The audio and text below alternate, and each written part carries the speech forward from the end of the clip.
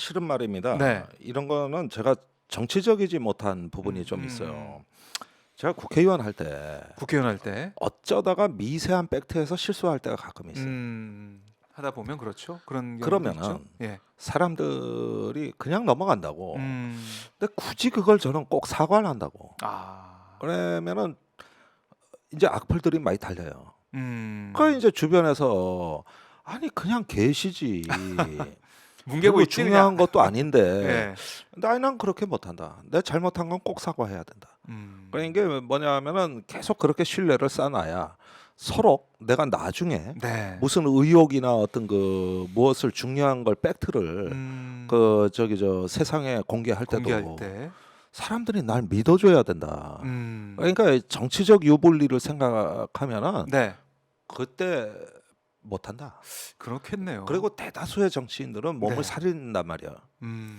그런데 세상에 이 말은 듣고 싶은 거야. 야 김종대가 언제 거짓말하는 거 봤냐? 난 그 말은 듣고 싶은 거거든. 네. 그렇게 하면 지금은 정치적으로 큰 이득이 없어도 나중에 최종 승리를 할 수 있는 거고 거기서 열리는 겁니다. 아. 근데 요즘 이 나라 정치가 개판이 돼가지고 개판이. 개판도 이런 개판이 없어. 예. 무슨 기망과 사기가 그냥 판을 아. 치고 난세도 이런 난세가 난세가. 없어. 어?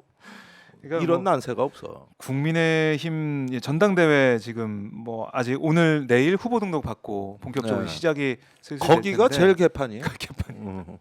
거기가. 아니 사실은 사진 같은 거 이게 뭐 정치인이 글쎄요 저는 올리는 거에 대해서 조금 뭐 비판적인 생각이 좀 있는데 올렸다고 하더라도 확인하고 그 김기현 의원의 페이스북 글을 보면은 다 글이 김연경 선수 남진 씨가 응원하는 듯한 응원해서 꽃다발까지 가져온 그런 메시지를 다 읽히잖아요. 네. 근데 그거 거짓말이었잖아요. 그러니까 그 사진은 가짜고 내가 진짜야 하고 윤상현 의원이 또 폭탄주 마시는 걸 올리니까 네. 남진 씨가 이번에 내가 언제 널 지지했어 하고 또 치고 나왔어요. 한번 식사 자리에서 만난 적밖에 없다 잠깐 그렇게 얘기를 하면서 또 그러니까 아주 지적을 꼴사 하더라고요. 나와가지고 저런 얄팍한 그런 무리들이 정치. 이 나라의 개판 정치 그 저기 이래 보니까 네. 세상에 저런 말 한마디 들으면은 난 정계 은퇴해야 된다고 봐요. 정계 그래요? 은퇴해야 돼. 쪽팔려서 어떻게 살아? 거짓말을 입에 달고 사는데 내가 그 고발당하고도 와서 지금 이 나라에 큰일 낼 놈들이 용산에 있다. 경호처장 입만 열면 거짓말이다. 네, 그렇게 근데 그 얘기 말씀했죠. 수도 없이 했어요. 네. 사람들이 그걸 저기 무겁게 안 들었어. 그런데 그 거짓말이 나중에 어떤 안보의 저기 큰 실패로 돌아오는지 한번 두고 보셔라. 그 뒤에 무인기 넘어왔어. 네. 그때 거짓말 한 거 또 드러났어. 그렇죠. 그렇죠. 그렇죠. 또 드러났어요. 그러니까 보라니까 이게 거짓말을 하고 사과할 줄 모르는 인물들 있잖아요. 네. 진실 앞에 겸손할 줄 모르는 애들. 아하. 이런 사람들이 나라를 망친다고. 그리고 저렇게 거짓말을 입에 달고 다니면은 그 주변에 깨끗하고 정직하고 상식을 가진 사람들이 모여들겠냐고. 간신들만 모여든단 말이에요. 간신들만. 그런 권력이 돼버리는 거거든요. 네.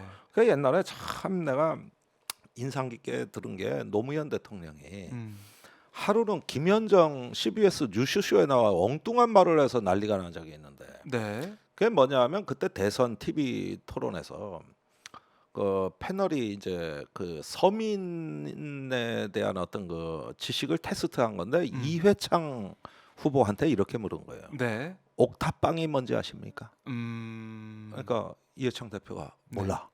아하. 그래가지고 잘 모르겠다고 그런 뭐 그러니까 옥상 위에 이래 짓는 겁니다. 그러니까 그런 주거 형태가 있다는 건 아는데 그게 옥탑방인지 몰랐습니다. 이래서 넘어가. 네.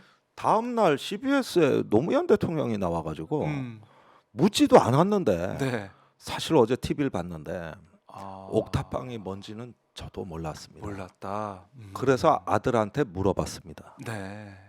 아하. 이건 너무 솔직해서 잠시 후 캠프에서 난리가 난 거야. 열이 굳이 팍팍 올라오는 거야. 그래서 그 특보들이 네. 후보님 아니 묻지도 않은 거를 거기 가서 나도 몰랐다고 해버리면 이게 뭐가 됩니까 지금? 어떻게 보면 득점 포인트인데 상대 후보의 뭐가 실수니까. 됩니까? 예. 그러니까 노무현 대통령이 야 그때 아들한테 물어보니 아버지도 몰랐냐고. 음. 이래야 돼. 그 아들을 실망시켰다. 음. 그러니 방송 나가 내가 그걸 이야기 안 할 수가 없다. 나만 그런 거 아는 놈이라고 얘기할 수가 없다. 네. 그래서 거짓말할 수가 얘기했다는 없다. 거예요. 음. 내가 이분 참 재밌는 분이네. 내가 그때 그 생각한 게 인상적이었군요. 네. 뭐 그 이전부터 알고는 지냈지만 음. 저런 성격이구나 이 사람이 이런 거예요. 근데 내가 참 그때 일을 생각하면은 그 노무현 대통령은 항상 정치를 죽는 길만 갔던 분 아닙니까? 그렇죠. 예. 그러나 노 대통령이 대통령 할 때도 제가 청와대에서 여러 번 뵀지만은 그 어떤 면에서는 자기 원칙이라는 게 있는 거예요. 그런 분들 밑에 좋은 사람들이 많이 갔던 거죠. 그래서 하나의 어떤 그 새로운 권력에 또 새로운 특징의 권력을 그걸 구성해냈고 그렇게 되는 겁니다만은 우리가 지금 이걸 생각해 봐야 됩니다. 저들이 저렇게 기만적이고 거짓말 할 때 우리는 그걸 밝혀줄 수 있는 능력 정도는 갖고 있어야 되고 그 다음에 거짓말 하지 말고 네. 거짓말. 이렇게 해서 우리가 똑같은 기득권이 돼서는 안 된다는 거 이런 것들을 우리 민주 시민들께서 깊이 있고 또 품격 있고 정말 정직하게 살아도 나는 성공할 수 있고 네. 우리 아이들이 그거를 보고 있다는 이런 어떤 그 시민들이 바로 촛불 시민이고 우리가 바로 주권자라는 거. 네. 그 권력은 그들 속에서 나와야 된다는 거. 이런 그 평범한 이야기들 아이들한테 하려면은 지금 열심히 싸워야 되는 겁니다. 네. 그리고 그럴 때 누군가의 목숨을 구하는 겁니다. 그때 그 외롭게 극단적 선택을 하던 그 청와대 민정의 그 말단 조사관이 네. 자기는 한때 얼마나 권력에 참여한다고 영광스러웠겠습니까? 그러나 직언을 하는 보고서 쓴 죄로 네.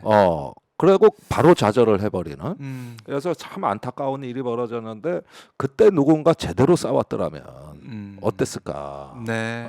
이런 생각이 드는 겁니다. 그러니까 우리가 민주주의를 지키고 또 상식과 정직에 기초해 가지고 공정한 나라에서는 우리 스스로는 큰 정치적인 어떤 그 뭐 야심을 달성하지 못한다 할지라도 대신 누군가를 살린다.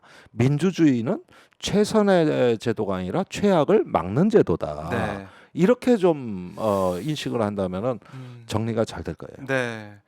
참